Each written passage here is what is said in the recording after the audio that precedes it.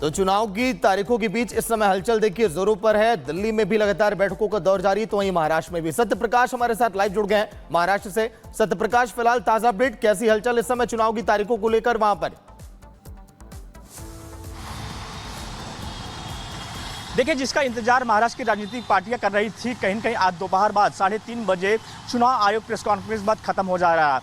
8 तारीखों का ऐलान होने के बाद कहीं न कहीं जो राजनीतिक पार्टियां हैं अपने कहीं न कहीं चुनावी मैदान में उतर जाएंगी और पहले से ही तैयारियां करके रखी है। आज दोपहर महाराष्ट्र के मुख्यमंत्री एकनाथ शिंदे, डीसीएम देवेंद्र फडणवीस और एनसीपी के अध्यक्ष जो हैं और डीसीएम अजित पवार तीनों संयुक्त प्रेस कॉन्फ्रेंस कर रहे हैं। इस प्रेस कॉन्फ्रेंस में यह तय किया जाएगा कि कौन सी पार्टी कितनों सीटों पर चुनाव लड़ेगी। जो हमारे सोर्सेज बता रहे हैं कि महाराष्ट्र में बीजेपी 150 से 160 सीटों पर चुनाव लड़ सकती है। वहीं शिवसेना जो है, शिवसेना 100 सीटों पर लगभग चुनाव लड़ सकती है। एनसीपी अजित पवार की बात की जाए तो 50 से 60 सीटों पर चुनाव लड़ सकती थी। कहीं कहीं तीनों पार्टियां पूरी तरह तैयारियां कर ली है और दोपहर बाद महाराष्ट्र के मुख्यमंत्री एकनाथ शिंदे, डीसीएम देवेंद्र फडणवीस और एनसीपी के अध्यक्ष और डीसीएम अजित पवार तीनों संयुक्त प्रेस कॉन्फ्रेंस करने वाले हैं। वहीं महाविकास आघाड़ी की बात करते हैं, महाविकास आघाड़ी की तैयारियों की बात करते हैं, लगातार सीएम पद का विवाद लगातार चल रहा है। अभी तक सीटों का बंटवारा नहीं हो पा रहा है।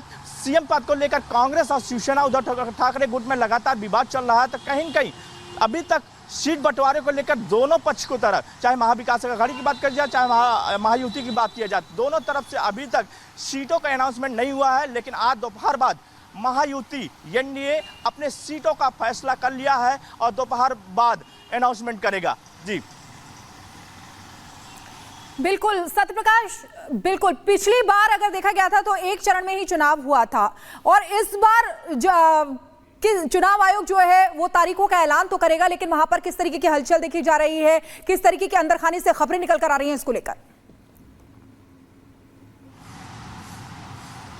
देखिए, राजनीतिक पार्टियां महाराष्ट्र की सारी तैयारी कर ली हैं। आज बात की जाए तो बीजेपी की मीटिंग शुरू हुआ है, मीटिंग के उनकी शुरू है। कांग्रेस की तरफ से 10 बजे कांग्रेस की मीटिंग शुरू है कांग्रेस भवन में। लगातार तैयारियों का जायजा लिया जा रहा है क्योंकि 3:30 बजे चुनाव आयोग डेट अनाउंसमेंट कर देगा। कहीं न कहीं महाविकास आघाड़ी की बात की जाए तो महाविकास आघाड़ी में अभी तक सीट का बंटवारा नहीं हो पाया है, अंदर विवाद चल रहा है।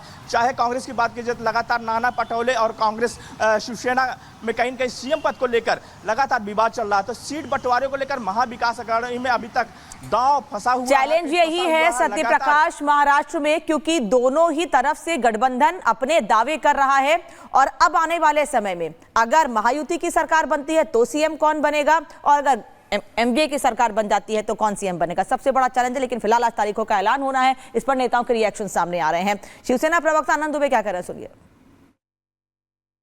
देर आए दुरुस्त आए, कम से कम चुनाव आयोग ने आज प्रेस कॉन्फ्रेंस तो रखी है। आज से शायद शाम से आचार संहिता लग जाएगी, चुनाव समय पे हो जाएंगे। ये विपक्षी दबाव की वजह से ही संभव हो पा रहा है, अन्यथा चुनाव आयोग तो जैसे महानगर पालिका और सेनेट जैसे छोटे इलेक्शन को भी नहीं छोड़ रहे हैं लोग। खैर, अब देखते हैं कि चुनाव आयोग क्या कहता है, कैसे करता है। लेकिन इसकी हमें एक उम्मीद थी, क्योंकि विपक्ष बार बार मांग कर रहा था कि समय पर चुनाव कराइए। 28 नवंबर 2019 को आदरणीय उद्धव ठाकरे जी ने मुख्यमंत्री पद की शपथ ली थी, तो उसके पहले एक स्थायी सरकार, एक स्थिर सरकार तो महाराष्ट्र को मिलनी चाहिए। वहीं 81 विधानसभा सीटों वाले झारखंड में भी इस समय लगातार देखिए चर्चाएं जोरों पर है, गहमा गहमी देखी जा रही है चुनाव को लेकर, क्योंकि जेएमएम इस समय पूरी तरह से एक्टिव दिखाई दे रही है और बीजेपी भी सत्ता हासिल करने की जुगत में लगी है। जेएमएम के प्रवक्ता मनोज पांडे ने क्या कुछ कहा चुनाव की तारीखों को लेकर, चुनाव की तैयारियों को लेकर, सुनिए आप।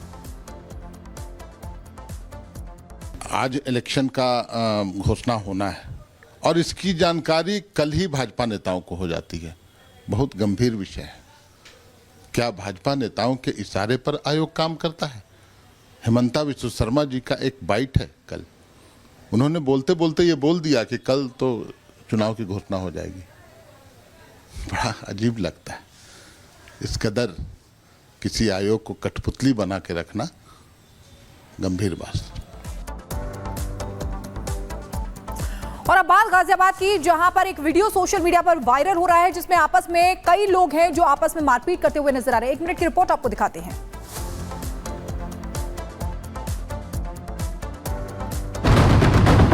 गाजियाबाद के कौशाम्बी थाना क्षेत्र का एक सीसीटीवी वीडियो सोशल मीडिया पर वायरल हो रहा है। सीसीटीवी वीडियो में साफ देखा जा सकता है कि एक व्यक्ति मोटरसाइकिल से जा रहा है, तभी कुछ दबंग उस पर लाठी डंडों और बेल्ट से हमला कर देते हैं। अचानक हमला होने से युवक बाइक से गिर जाता है। दबंग नहीं रुकते, वो लगातार लड़के को पीटते रहते हैं। ये सब देख आसपास कुछ लोग इकट्ठा हो जाते हैं, तो कुछ लोग पास में खड़े होकर तमाशबीन बने रहते हैं। मारपीट के चलते आसपास अफरा तफरी का माहौल पैदा हो जाता है। दरअसल भाई के बदले भाई की पिटाई की गई है। छोटे भाई की कुछ दिन पहले कुछ दबंगों से किसी बात को लेकर कहासुनी हो गई थी, जिसके बाद दबंगों ने बड़े भाई को पीट दिया। मारपीट के बाद जख्मी हालत में दबंग उसे रास्ते में ही छोड़कर फरार हो गए। बाद में आसपास के लोगों ने घायल अवस्था में पीड़ित को अस्पताल पहुंचाया। पीड़ित ने आरोपियों के खिलाफ शिकायत दर्ज कराई। पुलिस ने आरोपियों को जल्द गिरफ्तार करने की बात कही है। Bureau report, Republic Bharat. और प्रधानमंत्री नरेंद्र मोदी की मुलाकात की एक तस्वीर आपको दिखाते हैं। 190 देशों के 3000 से ज्यादा डेलीगेट्स शामिल होने के लिए भारत पहुंचे हुए। प्रधानमंत्री इस कार्यक्रम में इस वक्त मौजूद है। तस्वीरें इस वक्त आप मेरे पीछे देख रहे हैं। प्रधानमंत्री इस कार्यक्रम में मौजूद हैं और साथ ही इस कार्यक्रम को समझ भी रहे हैं। अलग अलग देशों के 190 देशों के प्रतिनिधि यहाँ पर पहुंचे हुए हैं। पहली बार ITU WTSA का आयोजन भारत में किया जा रहा है। 190 से अधिक देशों के 3000 उद्योग नेता, नीति निर्माता और तकनीकी विशेषज्ञ ITU WTSA में हिस्सा ले रहे हैं। 8वें इंडिया मोबाइल कांग्रेस का मूल विषय भविष्य अभी है, ये है। और भारत मोबाइल कांग्रेस 2024 में 400 से अधिक प्रदर्शक, लगभग 900 स्टार्टअप और 120 से अधिक देशों की भागीदारी हो रही है। भारत में इस कार्यक्रम की मेजबानी से देश को वैश्विक दूरसंचार एजेंडे को आकार देने और भविष्य की चुनौतियों से निपटने के लिए इसमें बातचीत की जा रही है। प्रौद्योगिकी को लेकर भी चर्चा होगी।